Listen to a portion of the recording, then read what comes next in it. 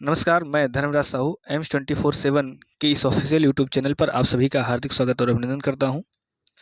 हम लोग इस समय रीजनिंग में डाइस स्टार्ट किए हैं और डाइस में हम लोग 4 क्लास पढ़ चुके हैं। आज डाइस का 5वां क्लास है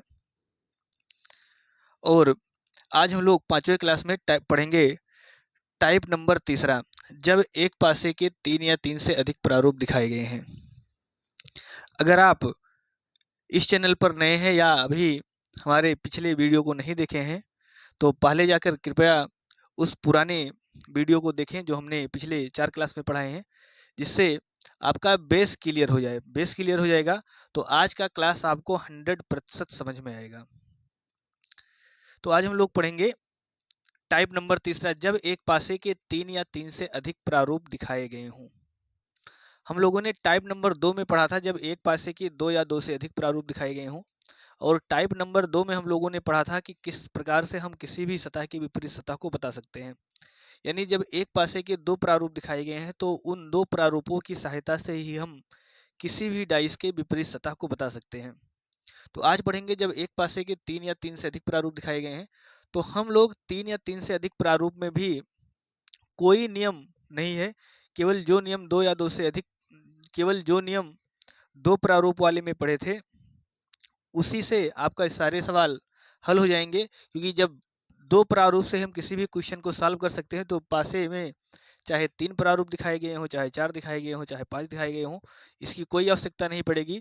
हम लोग चित्र में जो भी आपको प्रारूप दिखाए गए होंगे 3 या 4, उसमें से कोई भी 2 प्रारूप चूज कर लेंगे, चुन लेंगे और उनकी सहायता से ही उत्तर बता सकते हैं।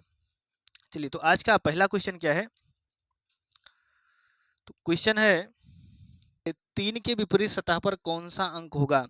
आपको एक पासे के 3 प्रारूप दिखाए गए हैं और इन तीनों प्रारूपों का अध्ययन करके बताना है कि 3 के विपरीत सतह पर कौन सा अंक हो सकता है। तो हम लोग क्या करेंगे, किसी भी 2 प्रारूप को चूज कर लेंगे जिसकी सहायता से 3 के विपरीत अंक को बताया जा सकता है। और कौन कौन सा नियम लगेगा इसको हमने टाइप नंबर 2 में बताया है। इसे टाइप नंबर 2 में हमने पहला नियम बताया था कि अगर एक पासे के 2 प्रारूप दिखाए गए हैं और उन दोनों प्रारूपों में कोई एक सतह कॉमन है तो कॉमन के विपरीत क्या हो जाएगा, हिडन हो जाएगा। दूसरा नियम हमने बताया था कि अगर एक पासे में 2 प्रारूप दिखाए गए हैं और उसमें कोई 2 सतह अगर कॉमन है तो जो एक सतह शेष बच गया होगा वो अपने अपने प्रारूप के समरूप सतह के विपरीत सतह होगा।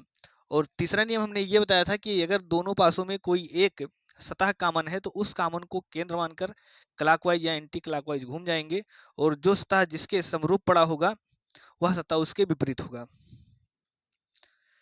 तो अगर हम पहले और दूसरे की बात करें तो इन दोनों में हम देख रहे हैं कि 6 दोनों में कॉमन है। तो अगर 6 दोनों में कॉमन है तो इस 6 को हम केंद्र मान के क्लॉकवाइज अगर घूम जाएं तो हम देख रहे हैं यहाँ पर 6 के बाद कौन सा अंक आएगा, 2 आएगा, 2 के बाद 3 आएगा। और यहाँ पर देख रहे हैं कि यहाँ पर 6 के बाद 1 आएगा और 1 के बाद क्या आएगा, 5 आएगा। और इसका मतलब सवाल में 3 के विपरीत पूछा है तो 3 के विपरीत कौन सा होगा, 5 होगा। यानी जो अंक जिस क्रम में आया है उसके विपरीत वही अंक हो जाएगा। तो 3 के विपरीत 5 होगा, 2 के विपरीत 1 होगा और 6 के विपरीत कौन सा होगा, जो इन दोनों में नहीं दिख रहा है, यानी 4 होगा। तो 3 के विपरीत कौन सा अंक होगा, 3 के विपरीत आपका 5 होगा। इस सवाल को हम ऑप्शन से भी लगा सकते हैं। इसने ये कहा है कि 3 के विपरीत कौन सा अंक होगा, तो 3 के विपरीत जो अंक होगा वह आपको उस प्रारूप में दिखाई नहीं देगा।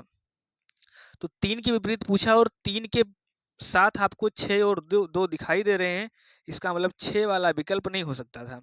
यहाँ देखिए तो यहाँ 3 के साथ आपको 4 और 1 दिखाई दे रहा है, इसका मतलब 4 और 1 भी नहीं हो सकता है।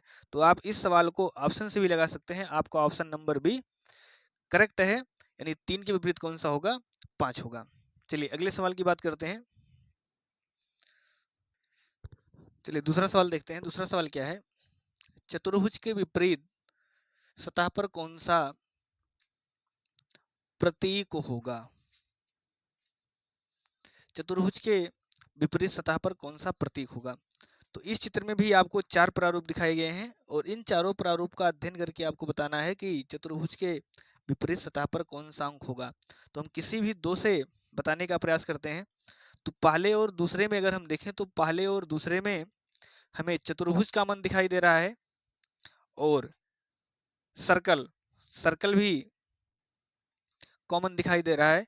इसका मतलब गुणा के विपरीत सतह पर कौन सा अंक होगा, तो गुणा के विपरीत सतह पर क्वेश्चन मार्क का चिन्ह होगा। यानी पहले और दूसरे से हम चतुर्भुज के विपरीत नहीं बता पाएंगे। अगर हम दूसरे और तीसरे में देखें तो दूसरे और तीसरे में हम लोगों को चतुर्भुज कॉमन दिखाई दे रहा है और क्वेश्चन मार्क कॉमन दिखाई दे रहा है। इसका मतलब त्रिभुज के विपरीत सतह पर क्या होगा, तो त्रिभुज के विपरीत सतह पर आपका सर्कल हो जाएगा। अब बच क्या गए हैं, तो आपका चतुर्भुज बच गया है और एक दूसरा क्या बच गया है, और आपका एक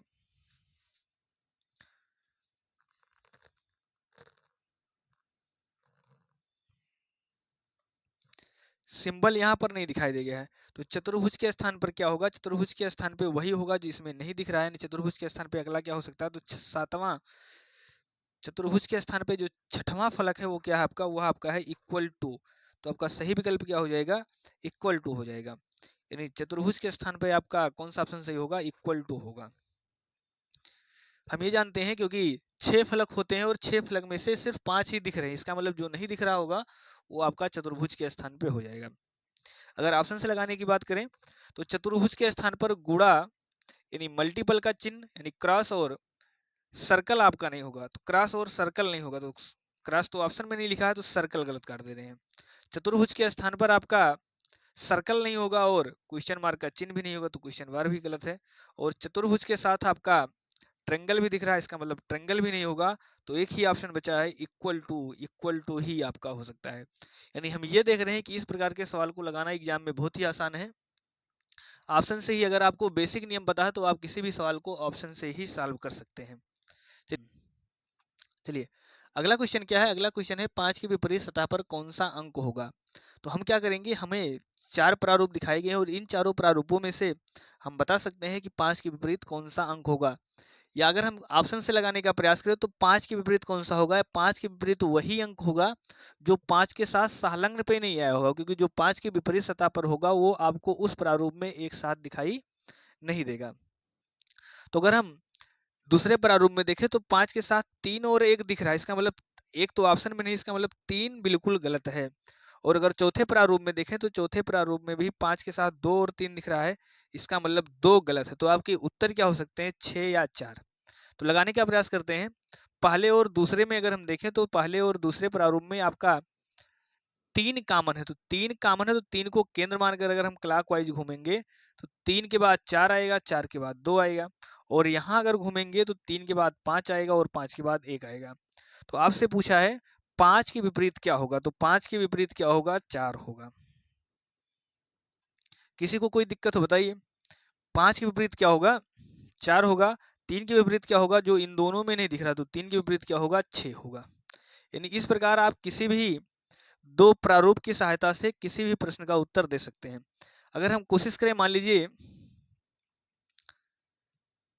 पहले और तीसरे की बात करें तो पहले और तीसरे में की सहायता से भी हम उत्तर को बता सकते हैं। तो पहले और तीसरे में देख रहे हैं कि 4 प्रारूप कॉमन है, यानी 4 अगर कॉमन है तो 4 के विपरीत वही अंक रहा होगा जो इन दोनों में नहीं है। तो इन दोनों में क्या नहीं है, 5 नहीं है। इसका मतलब 5 के विपरीत क्या होगा, 4, 4 के विपरीत क्या होगा, 5। तो तीसरे और पहले से भी बता सकते हैं, भी कॉमन है। यानी हम ये देख पा रहे हैं कि आप पहले और दूसरे से भी बता सकते हैं और पहले और तीसरे से भी इस प्रश्न का उत्तर बड़ी आसानी से बता सकते हैं। चलिए अगले क्वेश्चन की बात करते हैं। अगला क्वेश्चन क्या है,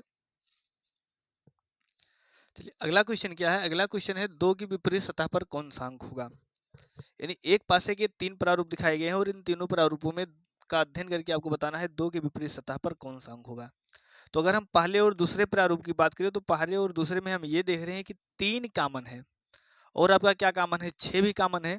तो एक ही प्रारूप, एक ही पासे की अगर आपको 2 प्रारूप दिखाए गए और उन दोनों में अगर कोई 2 सतह कॉमन है तो शेष जो एक एक सतह शेष बच गया है वो आपस में क्या होंगे, विपरीत होंगे। यानी हम बता सकते हैं 2 के विपरीत क्या होगा, 5 होगा। तो इस प्रश्न का सही उत्तर क्या होगा, 5। अगर हम पहले और तीसरे की बात करें तो पहले और तीसरे प्रारूप में हम ये देख रहे हैं कि यहाँ भी 3 कॉमन है। तो अगर 3 कॉमन है तो 2 को केंद्र मानकर अगर हम चलेंगे तो 2 के बाद, सॉरी 3 कॉमन है तो 3 को अगर हम केंद्र मान के चलेंगे तो 3 के बाद 2 आएगा, 2 के बाद 6 आएगा, और यहाँ 3 को केंद्र मान के चलेंगे तो 3 के बाद 5 आएगा और 5 के बाद 4 आएगा। और इसमें कौन सा नहीं दिख रहा है, इसमें आपको 1 नहीं दिख रहा है, इसका मतलब है 3 के विपरीत 1 रहा होगा, 5 के विपरीत 2 रहा होगा और 6 के विपरीत 4 रहा होगा। तो आपसे क्या पूछा है, 2 के विपरीत कौन सा है, तो 2 के विपरीत क्या आ जाएगा, 5 आ जाएगा। चलिए, उम्मीद करते हैं क्लास आपको पसंद आया होगा। अगर क्लास आपको पसंद आया है तो वीडियो को लाइक, शेयर और सब्सक्राइब कर दीजिए। आगे हम लोग पढ़ेंगे टाइप नंबर चौथा, ओपन डाइस या प्रसारित पासा।